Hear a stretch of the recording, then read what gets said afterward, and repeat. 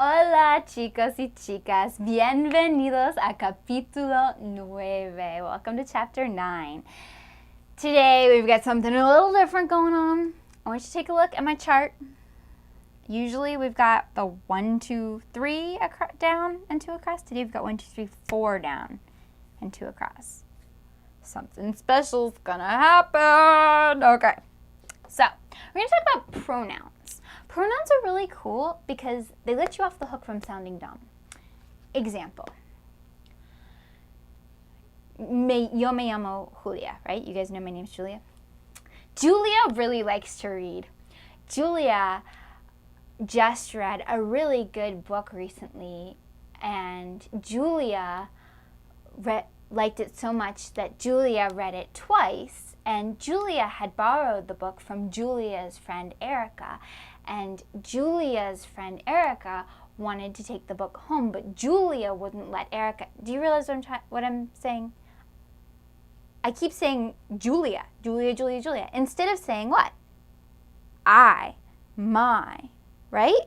I sound really dumb if I do that because I'm not using a pronoun. A pronoun is a word you use instead of another word. A noun, another noun. A pronoun takes the place of another noun.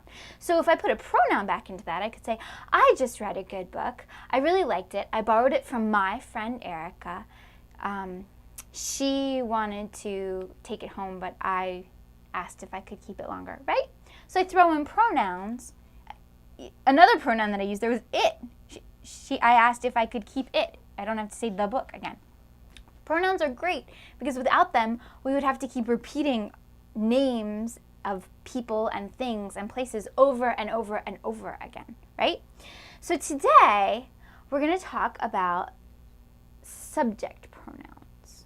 Ready for this? A subject pronoun is the pronoun that's the subject of the sentence. It's the thing that does the action in the sentence. So in English and in Spanish, but especially in Spanish, where a pronoun in a different place in a sentence actually changes. So, or let me say it this way. Say I'm talking about myself, right? If I'm the subject of the sentence, I say I. But if I am the object of the sentence, I'm getting something from you, I'd say you give it to me. So I and me are different, right? Because they're in different places in the sentence. They refer to the same person. But there's different pronouns when they're subject pronouns or when they're a different kind. Today we're just going to learn subject pronouns. So let's start looking at them. You know the whole drill with the first, second, and third person and singular and plural. So I'm just going to tell you the Spanish subject pronouns. Singular first person pronoun, yo. Yo. Plural, yo y. More people is nosotros. Tú, with an accent. Yo, tú, nosotros. Try saying that, nosotros. Yo, tú, nosotros. So we've established here, just to review everything you already know without even having to think about it, the pronouns have person and they have number. Do you think they have tense? They don't. You don't have to worry about when a pronoun is. That doesn't make any sense. But there's something else that they have. So they've got person, they've got number, and they also have gender, just like nouns can. And people can. It kind of makes sense, right? A pronoun is substituting for a person, and a person has gender. So the only pronouns there's only a couple pronouns that have to worry about gender, and nosotros is one of them. So nosotros is the masculine pronoun. It's for a group of all guys or guys and girls. So one guy makes the whole group get a masculine gendered word. It has nothing to do with the reality of the situation. I realize you're still a girl, even if you're hanging out with a guy. But if you put one guy in a group, it becomes nosotros. But if there's all girls, it's nosotras, with an A instead of the O. Tú, you. You got that, no problem. Doesn't worry about gender, and yo doesn't worry about gender. So even though I'm a girl, I say yo. I don't say ya. That'd be weird. Yo. Yo hablo. Yo hablo español. Tú hablas español. Looks familiar, huh? Now, I know I told you that the word hablo could stand on its own and it tells you who the subject is, so you don't need to use the subject, but you can if you want. You'll notice, listen for it. Sometimes you'll hear people use them, and sometimes you won't. Nosotros hablamos, or nosotras hablamos, depending on the group, right? Now, let's do the you plural. Know what it is? It's vosotros or vosotras.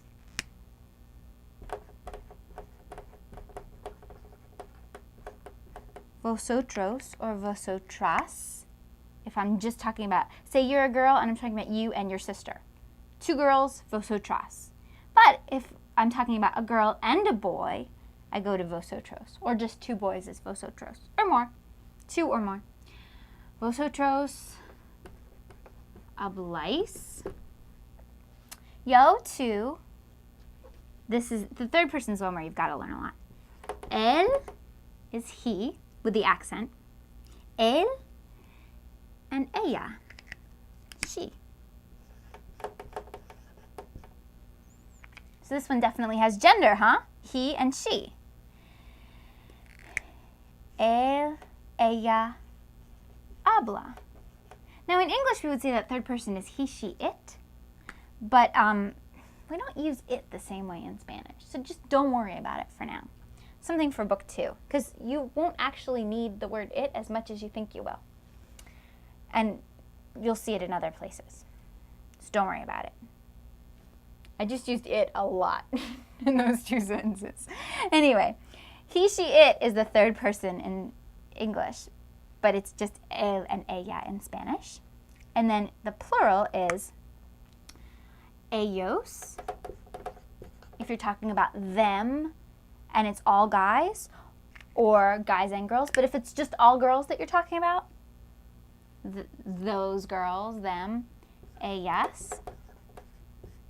Ellos, ellas hablan, they talk. So, I, you, he, she, we, you all, they. Now, something's missing. A whole column right here, or a whole row. Now, I told you we were going to talk about this before. I think I promised it way back in like chapter 2, and now is the time. Spanish has something awesome that we're going to learn about today, and that is formal and informal. And what's really interesting is that English used to have this. For example, okay, let's imagine we're going back in time, back in time, back in time, 500 years to the time of Queen Elizabeth of England. She's on the throne. We're probably wearing like really big clothes that are really stiff and would probably smell bad because people didn't bathe as much back then. But we've gone back in time, thou and I. And now, instead of calling you, I call you thou, because we're back 500 years. And in English, 500 years ago, you called your friends thou, right? You've heard thou before, thou and thy. That's because thou was a different way of saying you. Now, if you ever want to sound like you're from a long time ago, you could just start saying thou every time you mean you. But thou, the words thou and you don't actually always mean the same thing. They mean another person, but thou is another person that you're talking to that you're really close to, that you have like a good, comfy relationship with. And you is like a formal one where you use respect. So, for example, this is awesome. There's this guy called William Shakespeare, and he wrote about 500 years ago, the time that we're still in right now. William Shakespeare wrote plays, and he wrote one called Romeo and Juliet. And Juliet's this teenage girl, and her parents want her to get married to this guy called Paris, and they think that she's going to do whatever they say. So they call her thou, our sweet little daughter, right? Then they find out that she's not going to do what they want, and they start calling her you. you, because she is no longer someone that they want to speak to in a cute, cuddly way. Well, we lost that in English, right? Okay, back in time to where we are right now. Now we just say you. We don't say thou. So you can be somebody that you're really good friends with, or your boss, or your teacher. You'd say, excuse me, teacher, did you grade my paper? And you would say, hey, mommy, can you pour me some chocolate milk? So there's no difference now. It's just you. But before, it would have been, teacher, did you grade my paper? And it would have been, mommy, didst thou pour me my chocolate milk? Right? In Spanish, we still have that. So in Spanish, there's still a really cool way to use your words to show someone what your relationship is. You can use tú or vosotros, especially tú, to show somebody that they're your buddy or that you have a close relationship with them. Or if you want to show them that you respect them, like somebody you don't know on the street that you're going to ask for directions, you can use a different subject pronoun, which is called usted. Usted. And usted is like for teachers, for people you don't know. And we call that the second person formal. There's something really interesting about usted. To show that it's different from tú, instead of using the tú form of a verb with the tú verb ending, you actually use the él and ella form of the verb. So we stick usted right in the middle. And in fact, we don't even usually put it on charts because in the future, when you learn él and ella forms, you know that you could use those for usted too. It's almost like you go up to a stranger on the street and you say, excuse me, sir, could he tell me the way, or what's a better example? It's like saying to your teacher,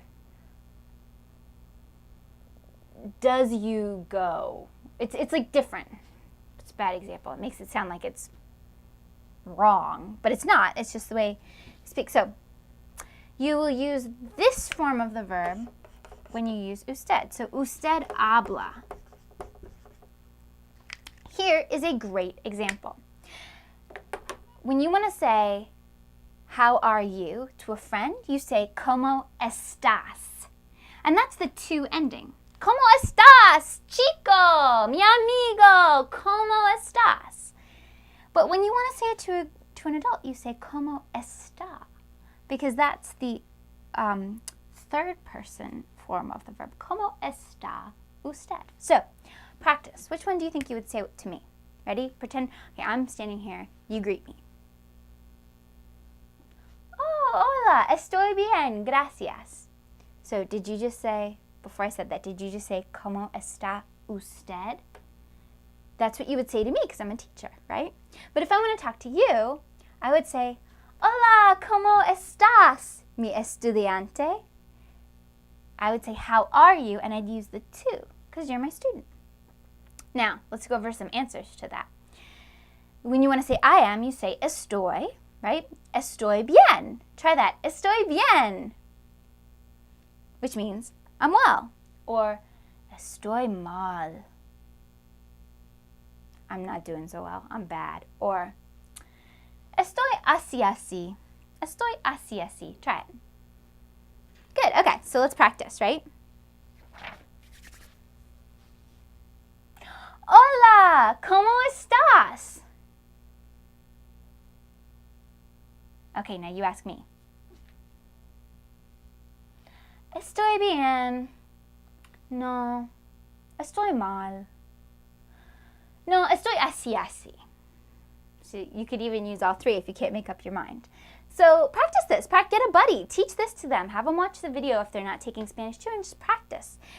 And remember, with a buddy, you'd say, ¿Cómo estás? You'd use the tú.